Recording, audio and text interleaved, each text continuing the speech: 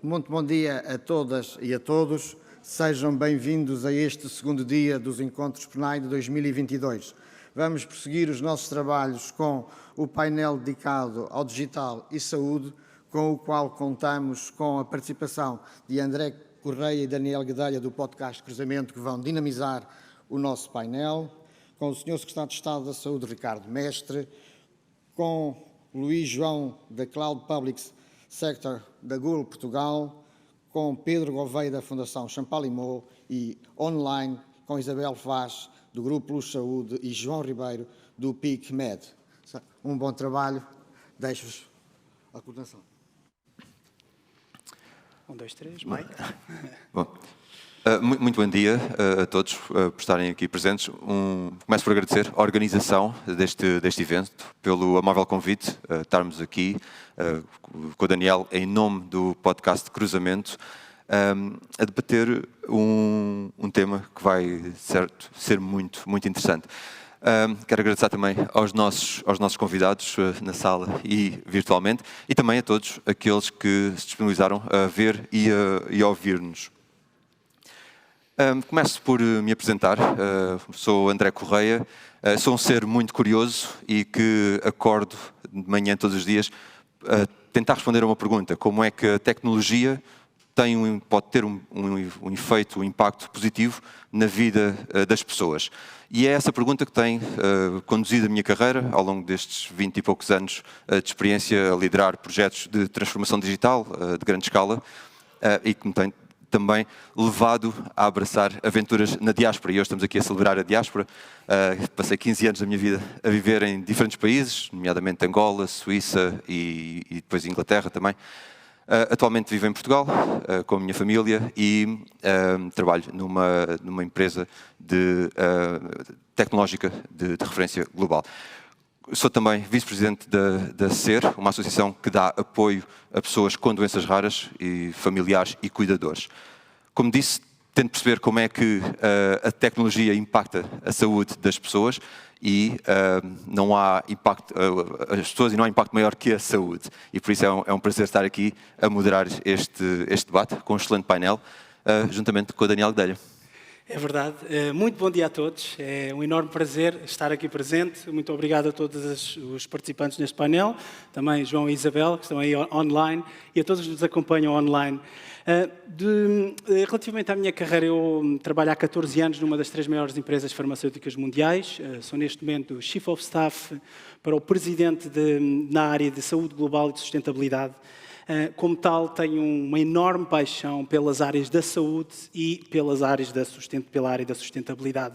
Exatamente como pode a saúde ter um impacto real, positivo na nossa sociedade, é uma pergunta que me alimenta e espero que hoje vamos passar por ela e vamos responder a alguns desses pontos.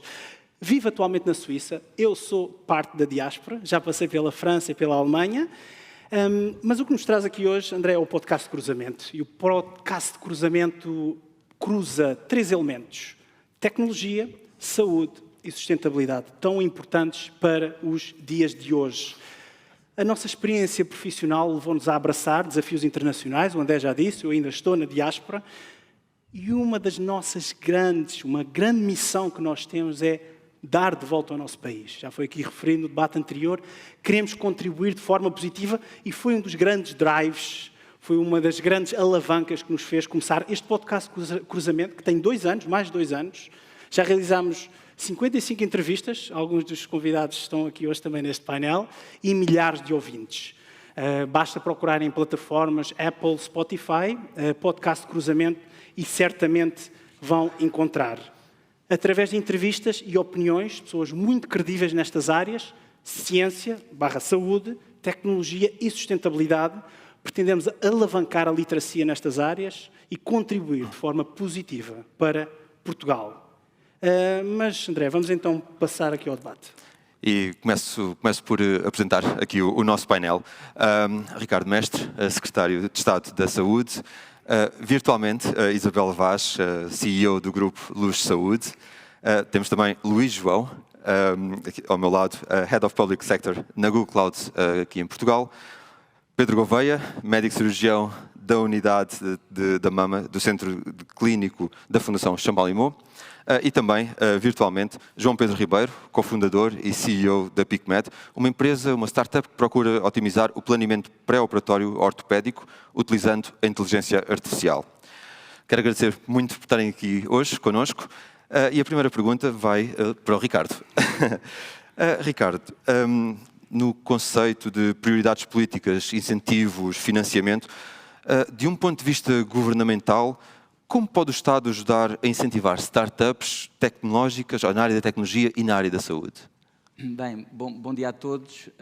É um prazer, é um gosto estar aqui com todos vós. É de facto muito importante, muito útil fazermos este tipo de discussão, cumprimentar todos os colegas do painel, quer os que estão aqui, quer os que estão em casa.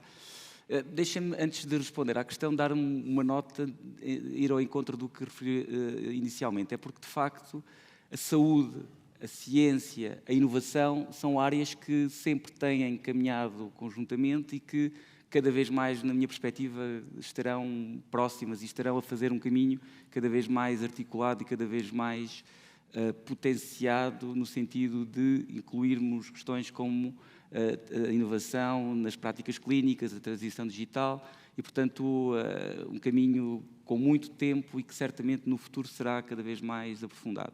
Isso foi muito visível muito recentemente com a Covid, todos nós confrontados com a pandemia fomos encontrando soluções, os serviços de saúde, os profissionais, fizeram-se avanços extraordinários em muito pouco espaço de tempo, que há muito tempo também se procurava alcançar e que naquele momento foram potenciados, foram massificados e, portanto, foi um ganho que nós não podemos perder, porque eu estou convencido que os nossos utentes, as pessoas, por a experiência positiva que tiveram com o contacto com a inovação, com a tecnologia, já não estarão muito disponíveis para voltar para trás e, portanto, o que nós temos é que conseguir seguir em frente.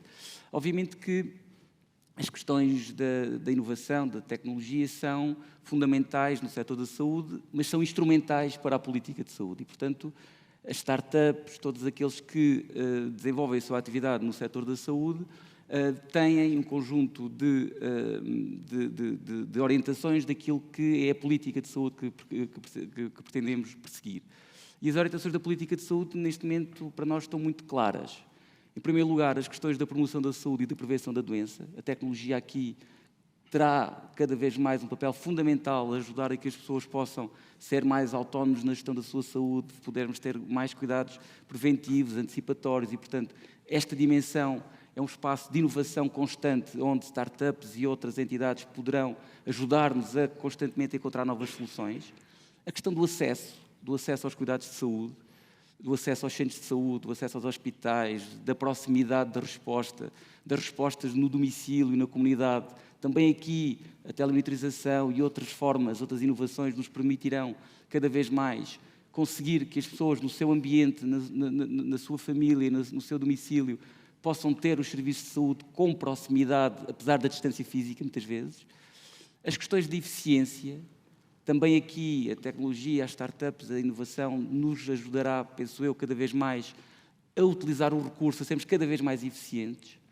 A questão da integração dos cuidados, da articulação, da forma como a informação circula e não a pessoa, da forma como nós conseguimos organizar os serviços, concentrá-los na resposta àquela pessoa individualmente. E depois também a questão da valorização dos profissionais de saúde. Para nós é crítica, do ponto de vista da política de saúde, a valorização do nosso principal ativo, que são os profissionais de saúde. Estamos a fazê-lo do ponto de vista daquilo que é as suas condições remuneratórias, as suas condições de funcionamento, mas é também preciso fazê-lo do ponto de vista daquilo que são as suas práticas de trabalho. E aqui a tecnologia e a inovação pode ser muito e será cada vez mais fundamental para a desburocratização de processos, para a organização de informação que facilite a que os profissionais se concentrem naquilo que é essencialmente a sua mais-valia, que é a análise clínica, a avaliação, a informação, o desempenho clínico e que possamos efetivamente conseguir que questões como a organização desta informação, destes dados, desta informação, nos permita desenvolver respostas cada vez mais personalizadas, cada vez mais baseadas em inteligência artificial, em questões relacionadas com a evolução das práticas clínicas. Portanto, todos estes espaços têm, todas estas áreas têm espaço, têm cabimento na política de saúde e em todas estas áreas vejo sinceras oportunidades de melhoria no sentido de podermos ter contributos de startups, de laboratórios, de entidades na área da tecnologia, de profissionais que nos permitam continuar este caminho dentro deste quadro político e, portanto, claramente otimismo, baseado num passado muito rico, num presente que é muito auspicioso do ponto de vista daquilo que está em curso e também num futuro que nos permita estar mais próximos, inclusivamente quem está na diáspora e quem circula por este mundo como todos nós hoje circulamos, a tecnologia, a ciência e a inovação, o serviço da saúde é qualquer coisa que nós com muito otimismo encaramos e, portanto, imensas oportunidades que por aí estão e muito interesse de Portugal, do governo português, em poder acompanhar essa evolução. Por isso, para início de conversa, esta nota de otimismo gostaria de vos deixar. E obrigado, Ricardo. E falaste em startups. Muito provavelmente, João, a próxima pergunta vai ser para ti. E nós, quando falamos então em ecossistema de saúde, também falamos em startups, logicamente, em governo, Google, Fundação Champalimau, Luz Saúde e startups. E, exatamente, João, gostávamos também de falar então aqui um pouco sobre os apoios ou desafios para startups se instalarem no nosso país e crescerem em Portugal. Temos vários excelentes exemplos de unicórnios, vários, são muito boas notícias, e sobretudo, João, aqui o ponto de vista de financiamento.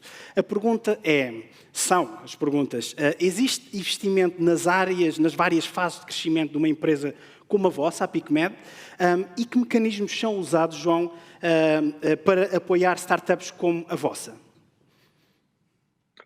Antes de mais, obrigado pelo convite, bom dia a todos, bom dia aos meus colegas do painel e obrigado já agora pelas perguntas difíceis. Portanto, respondendo à questão, eu acho que em Portugal nós temos um ecossistema que está claramente em crescimento, particularmente para as startups da área da saúde e que permite não apenas começarmos o desenvolvimento daquilo que são os nossos produtos, sejam eles dispositivos médicos, sejam eles produtos mais de biofarma, e depois, muitas das vezes, também o teste desse tipo de produtos no mercado nacional.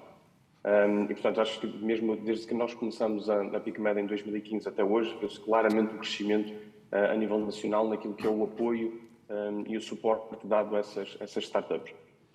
Indo mais especificamente do ponto de vista de financiamento, temos feito também um longo percurso nesse sentido, um percurso muitas das vezes bastante positivo.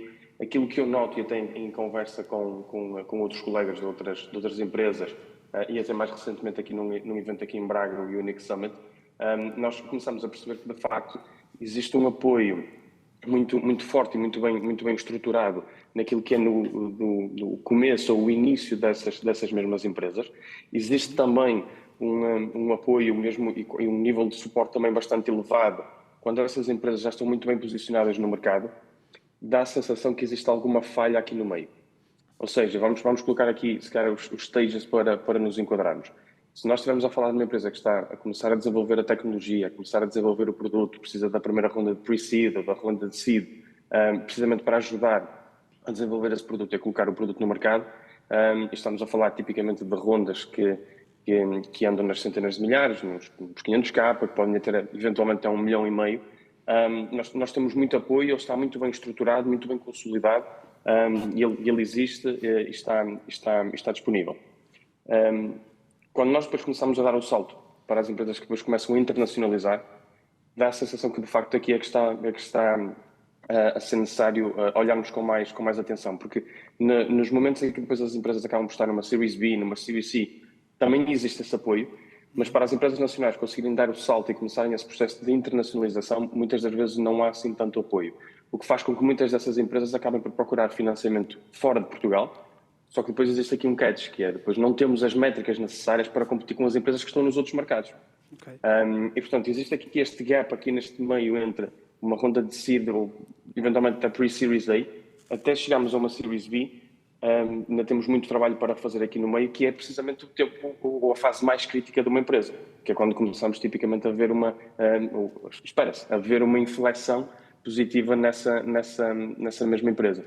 Eu não sei se respondi à questão, mas acho que onde precisamos efetivamente de unir esforços e trabalhar mais é precisamente neste meio entre termos o produto e o produto já estar no mercado, até às fases de crescimento, de growth, internacionalização, precisamos claramente de trabalhar esta parte do central. Obrigado, João Pedro. E Pedro, vou pegar aqui algo que o João Pedro disse sobre, estamos a falar de financiamento, estamos a falar de métricas.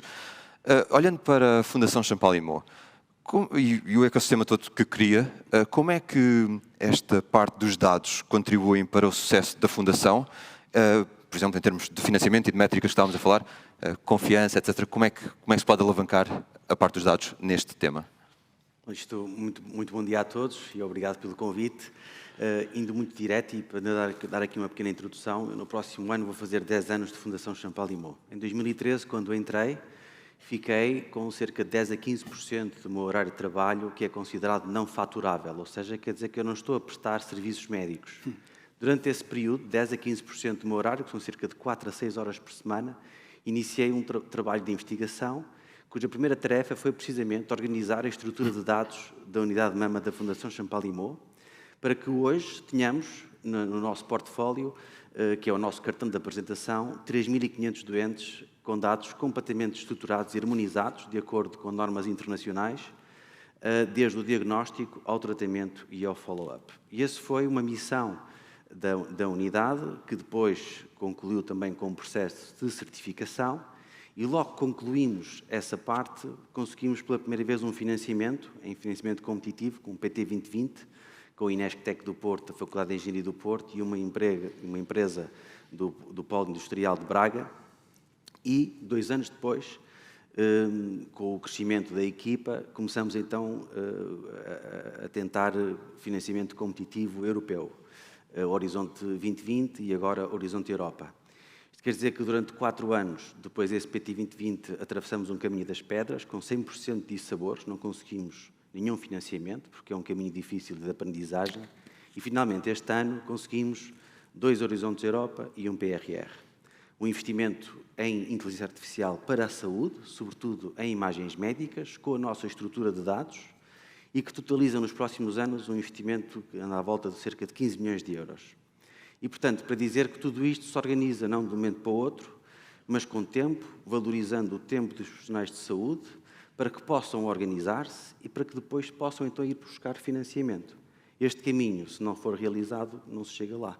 E não é um caminho imediato. Portanto, por isso é que eu comecei a história, que no próximo ano farei 10 anos de fundação, e tudo isto aconteceu durante este período, que é muito tempo e com muitos dissabores, porque quando uma pessoa tenta e não consegue, há uma frustração. Mas essa frustração tem que terminar no próprio dia do resultado da candidatura. No dia a seguir, começa-se a procurar na próxima. Obrigado, Pedro. E estamos aqui a falar em dados, veio-me à cabeça a engenharia, e uma grande universidade, o Instituto Superior Técnico, e naturalmente Isabel Vaz, engenheira. Olá Isabel, estás a acompanhar-nos também online. Isabel, se calhar aqui uma primeira pergunta para ti. Como CEO de um reconhecido grupo de saúde, a Luz Saúde, quais são as melhores práticas ou as prioridades do vosso grupo para alavancar a tecnologia e promover melhores cuidados de saúde aos vossos utentes? E aqui uma segunda questão, já que fazem parte de um grande grupo, vocês disseminam estas práticas para outros hospitais? Olá, bom dia. Começo também naturalmente por agradecer o convite para estar aqui e também aos colegas de painel que já fizeram quase o trabalho todo, porque já referiram, digamos, onde é que o setor da saúde se posiciona neste grande movimento que é a transformação digital num setor que é obviamente absolutamente crucial para o país, para o nosso país e obviamente no mundo. Eu costumo dizer que enfim, a pandemia nos ensinou tanta coisa, uma das coisas que ensinou é que não há economia sem saúde, como também não há saúde sem economia, como é natural, e como agora o colega da Fundação Champalimaud acabou bem de dizer, o tempo que tudo isto demora, o investimento que é necessário e a resiliência que é necessária para se atingirem os objetivos, num setor em que finalmente se percebe o grande papel que tem a engenharia. E neste caso numa disciplina nova, que é a engenharia de dados, comumente falada ciência de dados, e o trabalho que todos nós nas instituições temos que fazer para conseguir chegar lá. E os colegas aqui já falaram, sobretudo o colega da Fundação Champalimaud referiu isso muitíssimo bem como o colega da PICRID, Ou seja, para nós conseguirmos efetivamente aplicar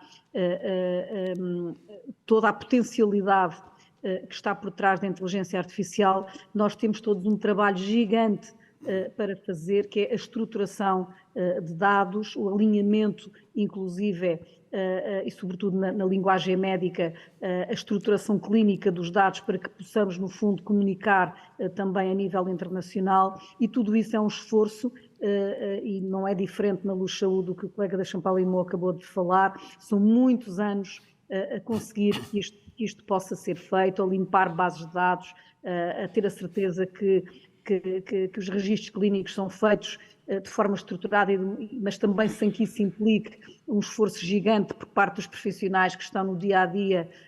Portanto, ou seja, tudo isto tem que ser amigável também para ser eficiente para os profissionais de saúde, e, portanto, tudo isto são esforços que demoram muito tempo.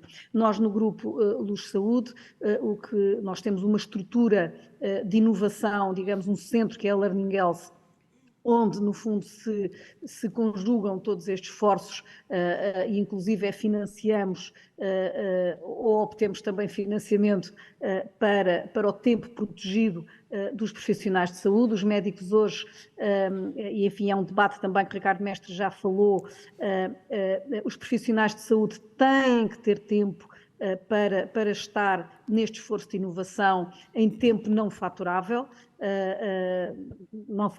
não é? Como já se falou, e nós, no fundo, é através dessa estrutura que o procuramos fazer. E ligando também à formação, porque é fundamental que as novas gerações médicas efetivamente aprendam novas competências de conseguir falar, e isto é os médicos, mas também do lado da engenharia, dos matemáticos, etc., também têm que aprender a falar com estas profissões, e nós vivemos num país em que os campos universitários não promovem isto, porque são muito isolados, contrariamente, por exemplo, aos campos americanos, onde todas estas amálgamas de conhecimento estão juntos quase desde a primária, mas seguramente nas faculdades. E, portanto, o que nós procuramos fazer no Grupo Luz Saúde é justamente juntar este ecossistema da engenharia com os médicos e, sobretudo, muita formação médica para que isto não seja uma caixa preta para a classe médica. E também dentro desta estrutura da Learning Health é onde, no fundo, nós também procuramos apoiar as startups, não só com uma jumpstart muitas vezes importante para começarem a ir às tais fases depois, como o João Pedro Ribeiro falava, as fases depois já do outro nível de financiamento, já irem com um jumpstart importante dado pelo negócio, mas sobretudo também ensinar a fazer o business plan e a monetizar estas ideias que são muitas e que vão aparecendo no mercado. Portanto, grupos como o Champalimau, como o Grupo Luz Saúde e como outros grupos privados em Portugal, e obviamente, e desde logo o próprio SNS, podemos dar uma ajuda muito grande, de facto, à inovação através destas estruturas de apoio, de proof of concept, e depois do proof of concept, inclusive a parte financeira e ajudar a parte financeira, de estabelecimento do business plan, etc., e depois de ajudar com o Jumpstart, usando inclusive, no fundo, estas soluções dentro, digamos, do que é a estratégia de cada grupo em particular. E é um bocadinho isto que procuramos fazer, numa estrutura muito, muito profissionalizada de investigação e de inovação, onde estas disciplinas estão todas presentes e que implica, de facto, um investimento que tem que ser visto, como muito bem o colega da Champalimau falou, de longo prazo, ou seja, é preciso convencer os acionistas, efetivamente, que vale a pena estar aqui, porque o paradigma vai mudar. Eu falo sempre aliás, está a mudar, eu falo sempre de um exemplo importante, e que, enfim, que todos nós conhecemos, que é: nós podemos estar a fazer tudo bem naquilo que é o paradigma atual, mas se não nos prepararmos para o paradigma futuro, um dia acontece-nos como a Kodak, em que estávamos a fazer tudo bem, mas de repente aquilo que fazíamos, ou a Nokia, mas de repente aquilo que fazíamos deixou de fazer sentido, porque a tecnologia que existe muda completamente a forma como nós prestamos cuidados de saúde, no nosso caso em particular. Mas isto é uma coisa que às vezes não é fácil convencer os acionistas, e sobretudo quando estamos a entrar num novo ciclo, que eu chamo a atenção que é muito importante perceber que estamos a entrar aqui num novo ciclo em que o dinheiro deixou de ser barato. e que, portanto, o proof of concept para chegar ao capital tornou-se nos últimos 2 anos extraordinariamente mais difícil com o aumento das taxas de juros e, enfim, e com a crise geopolítica que estamos a viver, que inclusive também desvia fundos que antes podiam ser para a ciência e que não neste momento também estão a ser desviados, digamos, para a parte militar. Sendo que a única parte positiva, se há alguma coisa positiva possamos dizer quando o mundo tem que estar a investir mais em defesa do que noutras coisas como a sustentabilidade a todos os níveis, mas se há alguma coisa positiva nisso, é efetivamente que a tecnologia militar e muita da tecnologia da saúde claramente vem da tecnologia e das startups militares. Portanto, é a única nota que uma pessoa pode pensar, mas que era preferível de facto ser de outra maneira. Enfim, para começo de conversa, espero que já tenha de alguma forma respondido à tua pergunta. Daniel. Sim. Obrigado, Isabel. Eu aqui pegar também, Ricardo, no que a Isabel e o Pedro também estavam a dizer. É, de facto, um caminho longo, um caminho que tem que se percorrer, um pouco o ponto de vista também do setor privado. Quando olhamos para o setor público, será que o Governo tem investido mesmo nos dados na área da saúde? Atualmente, os relatos que se ouvem é que os doentes vão, de facto, a hospitais e têm muitas vezes contar a sua história clínica, repetir alguns desses factos. Podem os dados e a interoperabilidade de sistemas ser a chave para desbloquear este desafio? Sim, sem dúvida. Enfim, claramente há aqui 2 palavras que eu destacaria. Uma é tempo e outra é investimento, não é? Porque, efetivamente, é preciso tempo para que se consigam concretizar os investimentos. E desse ponto de vista, nós neste momento vivemos um período em que estamos a fazer uma aceleração do investimento naquilo que é a transformação digital. E as verbas que, por exemplo, o setor da saúde, no âmbito do PRR, está a alocar à transição digital são um pouco isso mesmo.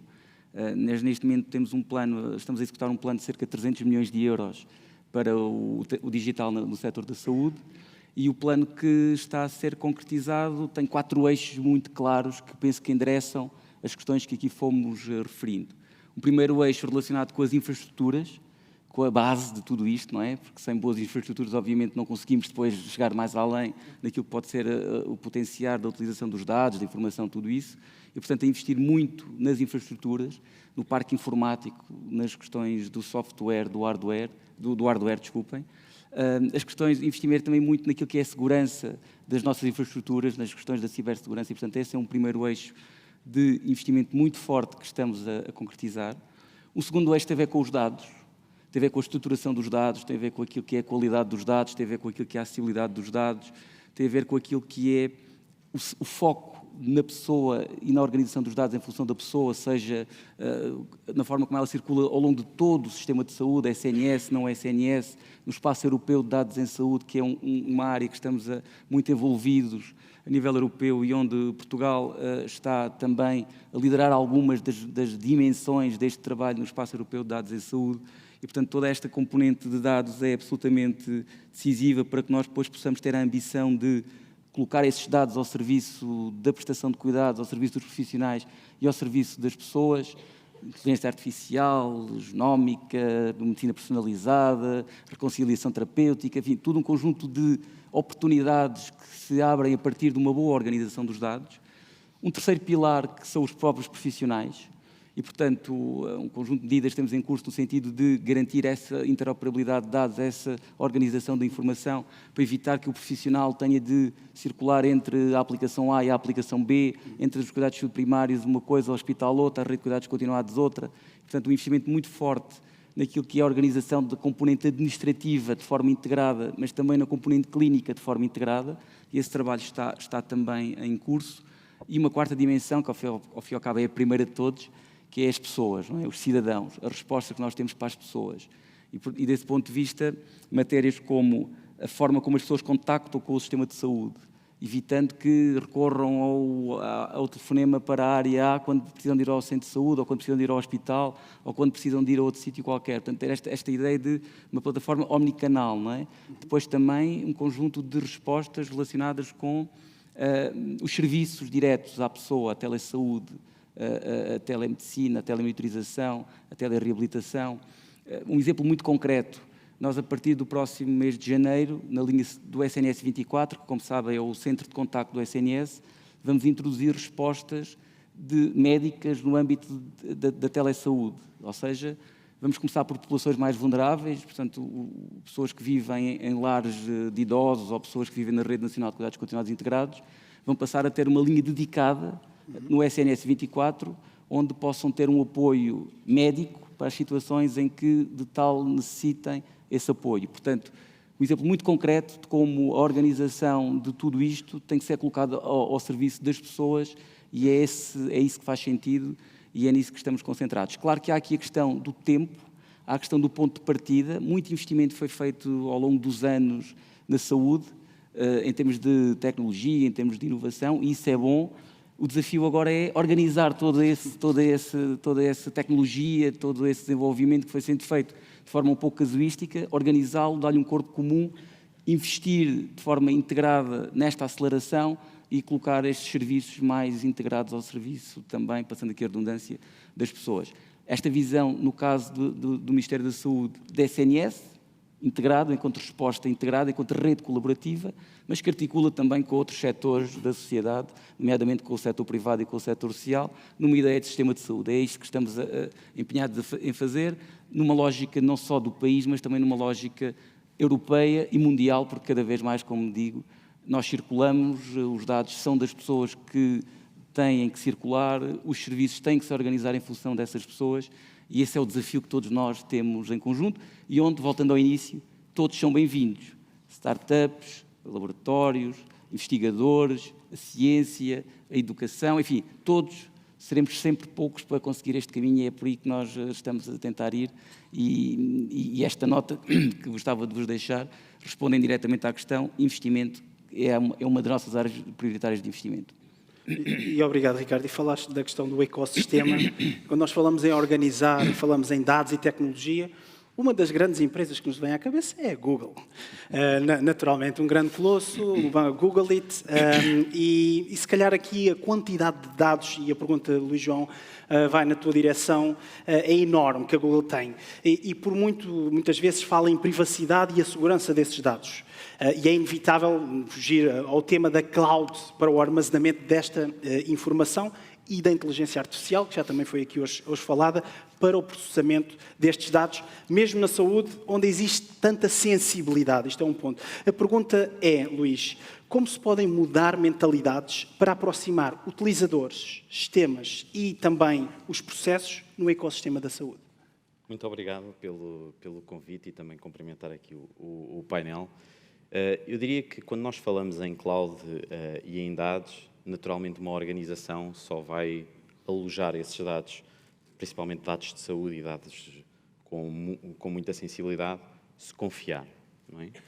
E a confiança é um bocadinho como a reputação, demora uma série de anos e é difícil construir, e demora uns segundos e acaba por ser fácil destruí-la, não é? E, portanto, esta questão da confiança é uma questão que trabalhamos no dia-a-dia em várias dimensões. Uma delas, que também falámos aqui, segurança ou cibersegurança. Falamos, naturalmente, de conformidade e conformidade legal para aquilo que são os regulamentos em vigor, nomeadamente o RGPD. Falamos também de transparência, de privacidade, de soberania. E, portanto, esses são todas uma série de áreas que queremos trabalhar todos os dias para conseguir conquistar, não é? Porque a confiança também é algo que não se compra, só se conquista. E portanto, um dos investimentos mais significativos que nós fazemos é naturalmente na área da segurança. No ano passado, inclusivamente, fizemos um compromisso de, para além do investimento atual, investir 10 mil milhões de dólares durante 5 anos, naquilo que é o reforço da segurança que existe hoje. E isto vem muito até da responsabilidade. Se olharmos, por exemplo, para um serviço como o Gmail, que tem 2.500 milhões de pessoas a utilizar todos os dias e todos os dias confia, okay? Isso acaba por trazer uma responsabilidade acrescida. Portanto, um dos aspectos também importante aqui é termos uma postura humilde e de partilha até com a comunidade. Inclusivamente este ano lançámos uma série no YouTube, se pesquisarem por Hacking Google, nós partilhámos como é que sofremos um grande ataque em 2009 e como é que a Google se transformou totalmente do ponto de vista de segurança e acabou até por influenciar a própria indústria de segurança nesse sentido, de revisitar novos paradigmas de Zero Trust, etc. E depois, algo que também estamos a fazer é garantir que a tecnologia que utilizamos para a Google estar mais segura, que disponibilizamos essa mesma tecnologia e esses mesmos processos para as organizações poderem tirar partido exatamente desses mesmos recursos. E, portanto, para garantir que quando existe um ataque, que a própria organização sabe tanto como a Google em relação a esse ataque. Inclusivamente, há cerca de 2 meses e meio, mais ou menos, bloqueámos para um cliente, bloqueámos aquilo que foi o maior ataque de denial of service de sempre, com mais de 46 milhões de pedidos por segundo em mais de 150 países.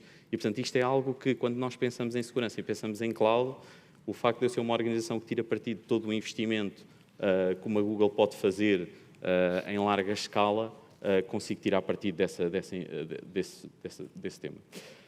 Passando para um tema da conformidade, que é o outro aspecto na forma como conseguimos criar essa confiança.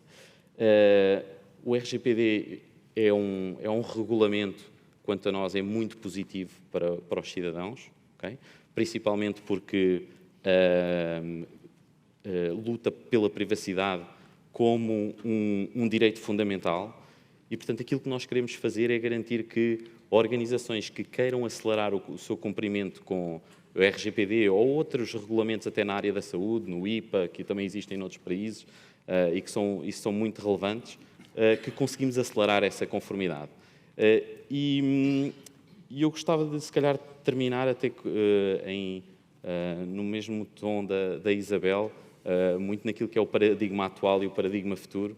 E eu acho que precisamos ter, e vamos continuar a ter, uma postura muito de aprendizagem, muita humildade e perceber que aquilo que nos trouxe sucesso até hoje não é necessariamente aquilo que nos vai trazer sucesso no futuro. E por isso a Google, ou o holding que nós chamamos Alphabet, na qual a Google faz parte, investimos em empresas que são as chamadas 10X Companies, quer seja o Waymo, que na área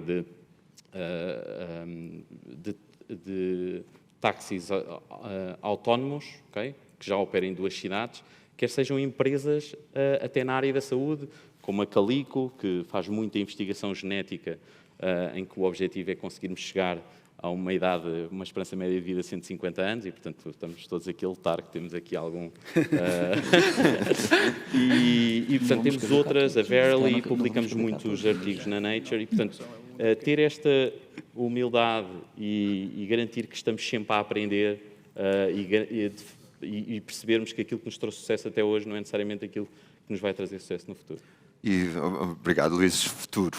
Vamos focar agora aqui um bocadinho mais no futuro. Pedro, próxima pergunta para ti. Futuro, estamos a mudar este paradigma, como foi aqui dito. Falamos também, inevitavelmente, na inovação. E os dados, obviamente, contribuem bastante para essa inovação. Por exemplo, na tua área, o Breast 4.0. Consegue a tecnologia levar, de facto, a saúde mais longe? E porquê? Bom, antes de mais, e antes de passar ao Breast 4.0, só para fazer aqui a ligação, eu se calhar aí transportava aqui o debate para o público e perguntar no público quem é que gostava de viver até aos 150 anos, porque ele levantou essa questão. Quem é que gostava de levantar até aos 150 anos, levanta o braço. Ora, 2 braços, Muito poucos. Então, e quem é que gostava de viver até aos 150 anos, mas com a qualidade de vida que tinha com 60? 60, se não sei. Bem mais. Ou seja, falando de inteligência artificial e tecnologia da saúde, dizemos tudo, queremos isto e mais e melhor, mas às vezes temos que consubstanciar isto numa métrica muito objetiva. Nós queremos mais saúde e mais tecnologia para a saúde, para aumentar a longevidade, para aumentar a qualidade de vida e, em particular, no cancro, que é aquilo que eu trato diariamente, o cancro da mama, para aumentar a sobrevida das doentes. É para isto que serve a tecnologia. E claro, como o podcast também traz o tema da sustentabilidade, tudo isto tem que ser sustentável, não é? Não pode ser a qualquer preço, porque estamos a tratar muitas pessoas e, portanto, os recursos são finitos. A tecnologia visa criar metodologias através da ciência, implementá-las com ensaios clínicos, para que possam provar ser melhor do que aquilo que nós fazemos hoje em dia com a tecnologia que dispomos. E, portanto, é importante perceber que nós queremos mais longevidade, mais sobrevida e mais qualidade de vida. O Breast 4.0 ajuda os médicos a serem melhores médicos. O Breast 4.0 visa incorporar no bloco operatório a realidade aumentada, permitindo que o cirurgião possa ver suplantada a sua capacidade de visão humana limitada, que lhe permita, com tecnologia, ver através da pele, por exemplo, lesões de cancro da mama, que lhe possam permitir operar melhor, trazer melhores resultados clínicos e que possam substanciar, através deste tipo de tecnologias, mais sobrevida e melhor qualidade de vida. E, portanto, este é um exemplo prático de que, ajudando o médico a ser melhor, a ter uma visão que a sua capacidade humana de visão normalmente não lhe permite, pode suplantar-se, passar a ser um super cirurgião porque tem uma supervisão e a ser melhor todos os dias com recurso à tecnologia de uma forma que seja sustentável. Ora, como é que nós conseguimos fazer este trajeto? É porque, se nós operarmos melhor, os doentes são beneficiados. Sendo mais eficientes, por exemplo, na cirurgia da mama, a maioria das mulheres, felizmente, faz cirurgia conservadora, ou seja, só tira o tumor, não tem que remover a mama, que é uma cirurgia mutilante. E, portanto, se eu conseguir fazer melhores cirurgias, eu vou reduzir, por exemplo, o número de vezes que as doentes têm que ser intervencionadas uma segunda vez. Portanto, há logo aqui um ganho, porque há uma poupança de recursos financeiros para fazer uma segunda cirurgia. Essa poupança pode substanciar-se num sistema de saúde em mais eficiência que permita alocar recursos, por exemplo, em novas drogas terapêuticas na luta contra o cancro, que, como sabem, são muito caras. E, portanto, isto estamos a falar num ecossistema que, do princípio ao fim, se retroalimenta e consegue expandir de uma forma sustentável que as pessoas possam pagar. Toda a gente quer melhores cuidados de saúde. Mas, para termos melhores cuidados de saúde, a economia tem que produzir, como a engenheira Isabel Vaz muito bem disse, tem que produzir riqueza para que nós possamos ter os níveis de cuidados de saúde que nós queremos. E, portanto, tem que haver aqui um trabalho de interligação entre a economia, as empresas, a saúde, as universidades e a sociedade civil, através de iniciativas como o podcast de cruzamento, para que nos possamos interligar e ser melhores amanhã. E interligar e ser melhores amanhã, sem dúvida, isto parte tudo de um ecossistema. E ecossistema, se calhar voltamos ali à parte virtual. João, direcionalmente agora será para ti a pergunta. E é relativamente simples. Temos falado muito em tecnologia, nomeadamente em inteligência artificial. Contudo, existem preconceitos que a inteligência artificial vai roubar muitos empregos. É mesmo assim? É a tua opinião, João? Não, de todo. Existe efetivamente esse preconceito, tem melhorado bastante ao longo dos últimos anos, precisamente por eventos até como este, em que desmistificamos a utilização da inteligência artificial, particularmente na área da saúde. Portanto, vou focar aqui essencialmente nesta área. Nós na PicMed costumamos dizer, então, mais de brincadeira, que aquilo que nós tentamos fazer com a nossa tecnologia é dar superpoderes aos médicos, aos ortopedistas. Porque na prática, nós, com a inteligência artificial, e acho que aqui falamos por todos que trabalhamos nessa área, o nosso objetivo não é de todo substituir o clínico. O nosso objetivo é auxiliar o clínico de forma que ele seja mais informado na decisão que ele depois vai ter que tomar. Porque o clínico nunca poderá ser substituído. Há uma série de componentes humanas ou de fatores humanos que no final do dia seria bastante redutor, para não utilizar aqui a palavra impossível, porque não acredito necessariamente nos impossíveis, especialmente em tecnologia, mas seria muito difícil efetivamente replicar para uma inteligência artificial. Há fatores que nós nem sequer percebemos muito bem do corpo humano, que ele próprio por si só já é limitado, e portanto não conseguimos depois transpor isso para uma inteligência artificial.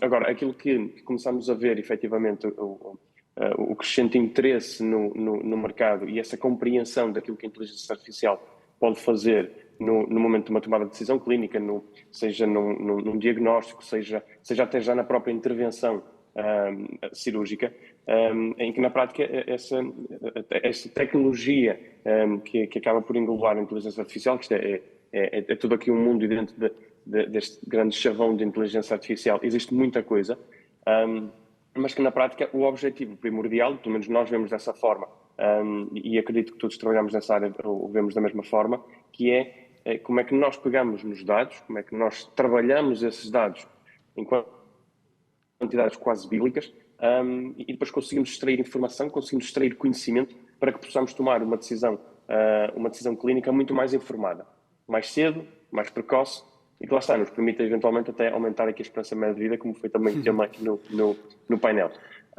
Mas acho que de grosso modo acaba por ser muito isto, ou seja, não vemos a inteligência artificial como algo que substitui alguém, que substitui um clínico que rouba empregos, como já ouvi em outros fóruns, porque não é de todo esse o objetivo. Primeiro, porque é muito difícil de conseguirmos fazer.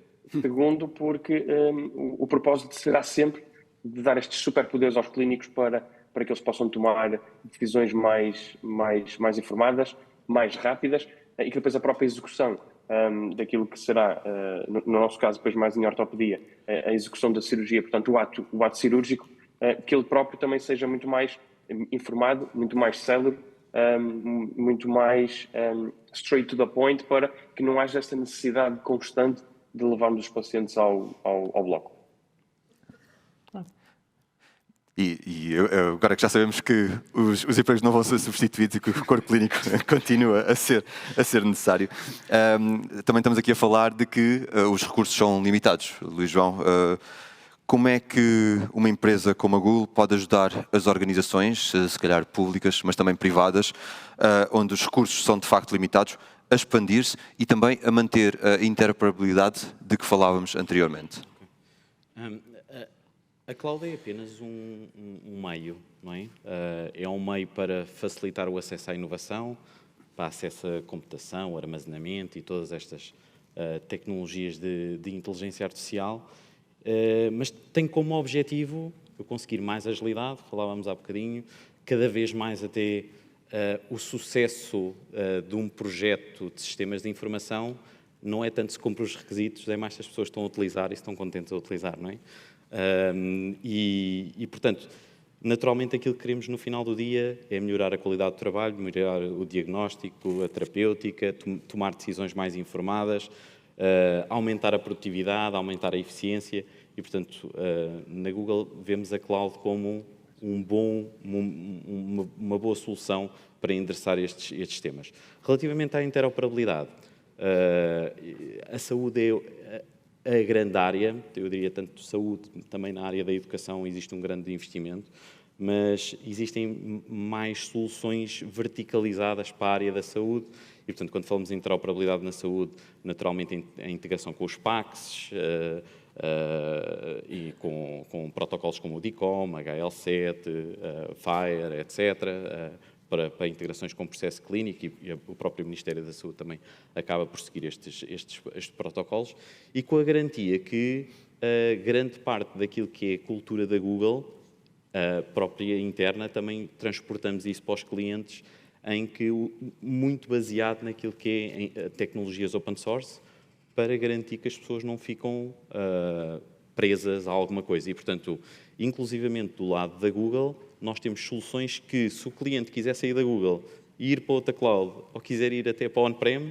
nós ajudamos o cliente nessa jornada. Portanto, quando falamos obviamente, qualquer adoção de cloud há uma análise de custo-benefício, portanto, existe inerentemente uma redução de custos associada a um aumento de produtividade ou aumento da receita associada, mas falamos em cenários de modernização de aplicações. Um dos exemplos que nós temos, que eu diria que é um caso muito interessante, que é o caso do Cartão Continente, faço a publicidade, onde essencialmente existem dezenas de aplicações por trás de faturação, etc., e que conseguimos, basicamente, a Sonai integra tudo isso numa aplicação para esconder toda a complexidade que existe por trás. E que hoje é utilizado por mais de 4 milhões de pessoas. Obviamente, depois temos toda a área de colaboração e produtividade, aqui mais na área de Google Workspace, onde temos também um exemplo muito grande na área da saúde no grupo CUF. Temos outras áreas, como a área de inteligência artificial, não só para a análise de imagem, mas também para a análise de voz, quer seja relatos, quer seja a utilização de voz em português de Portugal para realizar consultas. Existe um outro grupo hospitalar onde, se eu ligar para agendar uma consulta, eu falo com um bot de voz que fala português de Portugal, e hoje mais de metade das consultas acontecem sem qualquer intervenção humana e através de uma chamada. E, por fim, um dos tópicos que tem tido muito interesse do lado das organizações é o tema da sustentabilidade. E a sustentabilidade é um compromisso gigante e um investimento gigante que hoje a Google está a fazer. Portanto, à data de hoje, somos o único que conseguimos ser carbon neutral. Okay? Portanto, significa que todas as organizações que estejam a medir as suas emissões de dióxido de carbono, quando quer usem Google Search, quer usem o Gmail, quer usem o seu data center em Google Cloud, as suas emissões net vão ser zero. Okay? E isso foi um investimento gigante que a Google tem feito, inclusivamente, se forem a google.pt ou google.com, existem muito poucos links para além da caixa de pesquisa, mas um dos links que aparece no fundo da página é o link para a sustentabilidade, onde podem até saber mais informação sobre esta área, que reduzimos toda a pegada da Google desde a sua criação há 24 anos, e temos aqui a grande ambição de, em 2030, sermos a primeira grande empresa totalmente carbon neutral. E, portanto, por vezes perguntam-me porquê este compromisso tão grande na área da saúde, e a resposta é relativamente simples, porque sem mundo também é difícil haver Google. É verdade. E olhando para o futuro, continuando a olhar para o futuro, as novas gerações, vem-nos também à cabeça o talento, que já falámos também neste debate. E infelizmente, só para saber, estamos a chegar ao fim, esta poderá ser a última pergunta. E se calhar aí vamos voltar ao virtual, Isabel. E a Luz Saúde é uma instituição de referência em Portugal, como nós sabemos, e com a capacidade para atrair muito talento. Sabemos que Portugal tem muito talento cá dentro, e alguns estão ali ainda sentados, mas a pergunta é, Isabel, se calhar aqui um ângulo um bocadinho diferente. Consegue a Luz Saúde atrair excelente talento na área da tecnologia e da saúde estrangeiro para a vossa instituição? Ora bem, isso é uma excelente pergunta que nos podíamos estar aqui a manhã toda a falar sobre isso. Hoje a grande dificuldade que Portugal tem é que, contrariamente, enfim, à retórica que se vem dizendo, hoje o talento tecnológico é global, e temos aí o colega do painel da Google que, melhor do que eu, poderá falar sobre isto. E quando estamos a falar de busca global, estamos a falar de competir não só com as Big Six, Big Five tecnológicas do mundo, mas estamos a competir com a fiscalidade do mundo inteiro do ponto de vista de ordenados e de salários e de condições de trabalho e inclusive até de flexibilidade laboral, que nós continuamos em Portugal ainda muito reféns, enfim, de um conjunto de coisas que já são completamente anacrónicas, sobretudo nesta faixa de talento de alta tecnologia. E, portanto, não é fácil nem para nós, nem para aqueles que são os nossos parceiros tecnológicos, para trazer muitas vezes este talento para Portugal, porque temos o nosso talento português a ser atraído para este mercado global. Portanto, eu diria que é também um dos grandes desafios que neste momento temos para a transformação digital do país como um todo e, em particular, no setor da saúde, e é uma área que, objetivamente, se quiseres, é uma das áreas que me tira o sono neste momento, é justamente, no fundo, nós pensamos termos a visão correta daquilo que queremos fazer e até a dose certa de inovação e de inquietude, como aliás ela hoje falou aqui também, a colega da Champalimau, portanto, esta necessidade de aprender e também de humildade, mas também de aprender e de perceber que os paradigmas estão a mudar e aceitá-los e aceitar a mudança, mas também depois a execução, sermos mestres da execução dessa mudança, que não se faz sem pessoas. E Portugal tem muito espaço ainda para dar, não só nas suas universidades, como falei, em que temos campos universitários muito isolados e ainda muito em silos, o que não promove a multidisciplinaridade e a interdisciplinaridade, que é absolutamente fundamental para a transformação que estamos a viver, mas também a fiscalidade, a lei laboral, quando estamos a competir à escala global.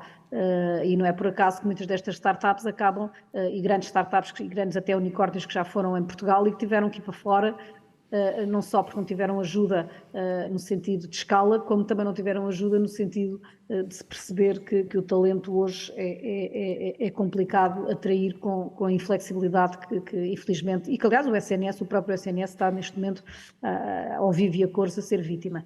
Eu gostava só também de deixar aqui uma nota positiva, é que há muitas coisas para se fazerem, e já foi hoje aqui falado também pelo Ricardo Mestre, eu não posso estar mais de acordo com ele, um dos grandes desafios é a interoperabilidade entre setores e de sistemas, e entre público e privado. Há muita coisa para fazer e muita coisa que se pode fazer até de forma simples e sem ser preciso grande investimento. Já hoje aqui falámos, por exemplo, de uma coisa tão simples como a reconciliação terapêutica. Eu posso-vos dizer que hoje um doente que entra pela urgência do Hospital da Luz, os meus médicos têm que fazer à mão, perguntar com entrevistas à família, ao próprio doente e à família quando o doente não está em condições de o fazer, que medicamentos é que está a tomar. Porque não consigo ainda perceber o que é e isso é uma coisa que os hospitais públicos têm, por exemplo, em relação àquilo que os meus médicos prescrevem, mas eu, por exemplo, no privado ainda não consigo ter acesso a esse tipo de informação. Não vou aqui detalhar o risco que isto tem do ponto de vista de falhas de transição de cuidados porque, como sabem, quando um doente entra num hospital tem que entrar na farmacologia hospitalar, digamos assim, e eu, no fundo, não ter acesso àquilo que é a prescrição que este doente tem, é uma coisa muito simples e que pouparia, no fundo, esta interoperabilidade é uma coisa que não esqueçamos que o Estado paga, o Ricardo corrigir-me-á, mas em farmácia de comunidade para aí 2 bis por ano de medicamentos. E reparem as duplicações e os riscos de adversa, até de medicação adversa, que acontece por uma coisa tão simples como fazer isto. Porque ainda há infelizmente, muito ruído à volta do público e do privado, e depois acabamos por nos esquecer às vezes do essencial, que é a segurança dos doentes, e até neste caso também, além da segurança, poupanças gigantes de reconciliação terapêutica e de duplicações terapêuticas, etc., que no final do dia, no caso ambulatório, é o Estado que paga. Isto é só um exemplo. E também relativamente ao talento médico, que aqui é fundamental, uma das perguntas que muitas vezes os médicos fazem relativamente a toda esta questão de mudança é se a inteligência artificial está aqui para substituir os médicos. O João Pedro já falou bastante sobre isso, mas eu também gostava aqui de enfatizar que é necessário efetivamente criar estas competências junto dos internatos médicos e antes disso no pré-graduado, para se poder haver, no fundo, poderem comunicar bem com estas pessoas, mas deixar a nota que nenhum modelo de inteligência artificial, nenhum modelo de medicina preditiva baseada em blockchain ou AI, etc., se faz sem o que nós chamamos de domain knowledge, ou se quiseres o features engineering. E, portanto, os médicos são absolutamente fundamentais em todo este processo. Não só depois da prestação de cuidados de saúde propriamente dita, que foi o que o João Pedro falou, mas inclusive na própria construção dos algoritmos de inteligência artificial, deep learning, etc.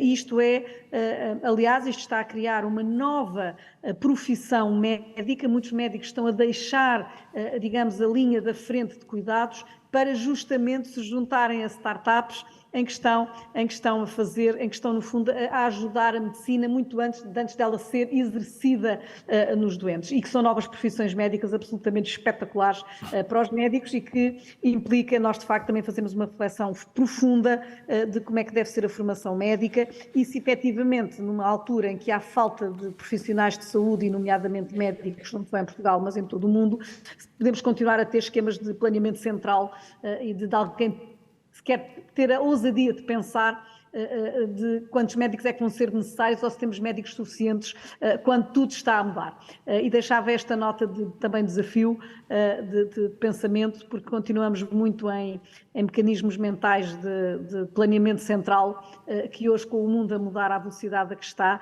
e com as oportunidades interdisciplinares que existem, eu diria que é impossível neste momento não deixar, digamos, o mercado fluir desse ponto de vista também do talento.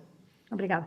Isabela, obrigado, e sabes que esta é uma conversa muito interessante e fica desde já aqui a ideia de fazermos um podcast, uma sessão contigo sobre este tema. E o meu relógio suíço diz-me que temos que terminar. Começar por agradecer, logicamente, Ricardo pela participação, Luís, Pedro, João e Isabel. André, se calhar fazemos aqui uma breve reflexão antes de fecharmos. Força. Posso começar? Força. Do meu ponto de vista, o que para mim fica aqui claro é que existem líderes, e temos aqui alguns deles presentes neste painel, à altura para abraçar este desafio, o que me dá muito gosto e me dá muita energia, e deixar aqui novamente um cumprimento a todos vocês. Outro ponto que para mim é de realçar é que a inteligência artificial não compromete de todos os empregos, que é uma simbiose que se deve aqui criar. E talvez o último ponto, André, para mim, como reflexão, a formação. A importância do talento, o talento lá de fora, o talento cá dentro e como é que eles conseguem cruzar, podcast cruzamento, para gerar um debate aberto e inovador. E tu, André? Olha, eu, da minha parte, e foi de facto um debate excelente, pontos de vista extraordinários. Fiquei na ideia de que o ecossistema da saúde é de facto muito complexo e não pode funcionar em silos. Aliás, eu pego nas palavras de Ricardo quando diz que são todos bem-vindos, porque de facto só com a cooperação e a organização de todos podemos depois, no final do dia, também ter melhores cuidados enquanto pessoas, enquanto sociedade. Esse é um dos pontos que eu queria focar, ou pelo menos que reti. E um segundo ponto está de facto ligado com os dados e com a interoperabilidade de sistemas. Também acho que foram dados aqui alguns bons exemplos, os dados que podem desbloquear aqui também situações e, uma vez mais, contribuir também muito para a qualidade de vida de todos nós. Um tema sensível e cada player do ecossistema traz o seu ponto de vista, mas de facto é um tema que afeta todos e a que todos diz respeito. Com isto, o nosso tempo está realmente a chegar ao fim. Foi um prazer estar aqui. Uma vez mais, muito obrigado à organização pelo amável convite. Foi um evento extraordinário. Quero agradecer também de forma muito particular a todos os nossos convidados pelas ideias que trouxeram. Aqui também esperamos ter também com este debate contribuído para a literacia digital na área da saúde, para uma troca de ideias saudável, e faço aqui a expressão, que é também, de facto, um dos nossos grandes objetivos no podcast Cruzamento, é de facto trazer estas ideias de quem sabe, de quem está no terreno e de quem convive com esta situação todos os dias, também para trazermos mais informação. E, por último, mas não menos importante, muito obrigado a todos os que estão presentes na sala e virtualmente a acompanhar-nos nos diferentes streamings que a organização montou. Espero que tenham gostado da conversa. Daniel, algumas últimas palavras? Sim, a última frase. O podcast Cruzamento é um espaço onde pretendemos debater de forma aberta e inovadora e cruzar saúde, tecnologia e sustentabilidade. Subscrevam, está disponível em várias redes e a todos vós, muito obrigado. Até à próxima. Obrigado.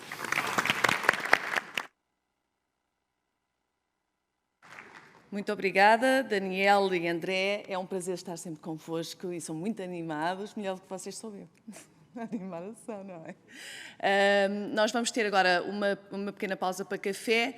Voltamos às 11 com um painel sobre o quadro e as reformas e a coesão do quadro 2030, com a Sra. Comissária Elisa Ferreira, e iniciaremos a horas. Muito obrigada pela vossa agilidade e muito obrigada aos vossos convidados também e até já.